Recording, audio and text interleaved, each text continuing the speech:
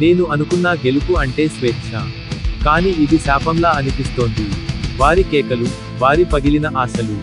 వాళ్లను తిరిగి తీసుకురావడం నా వల్ల కాదేమో. కానీ ఈ వక్రమైన ఆటను మళ్లీ జరగకుండా ఆపగలిగితే, అది సరిపోతుందేమో. వాళ్ళు చెప్పింది ఒక్కటే, ఇది ఒక కొత్త ఆరంభం. నా అప్పులను తీర్చుకోవచ్చు. కానీ ఇప్పుడు నాకు ఇక్కడ చిరునవ్వుతో కూడిన భయం కనిపిస్తోంది. మీరు యాదృచ్ఛికంగా ఇక్కడకు రాలేదు.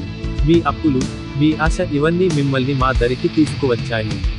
సవాలును అంగీకరించండి. లేదా ఇప్పుడే వెనక్కు వెళ్ళండి. కానీ మీలో ఎవరికీ తిరస్కరించే ధైర్యం ఉందని నేను అనుకోను. మన విధి ఎవరు బ్రతుకుతారో, ఎవరు చస్తారో నిర్ణయిస్తుంది అని వాళ్ళు అనుకుంటున్నారు.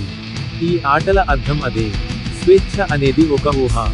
మనం దయ కోసం వేడుకుంటున్నా కూడా, వాళ్ళు మమ్మల్ని రాక్షసులుగా మారుస్తారు. ఇప్పుడు నేను ఓ నిర్ణయం తీసుకుంటున్నాను.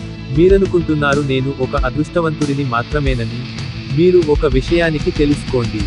నేను మరణాన్ని నా కళ్ళతో చూశాను.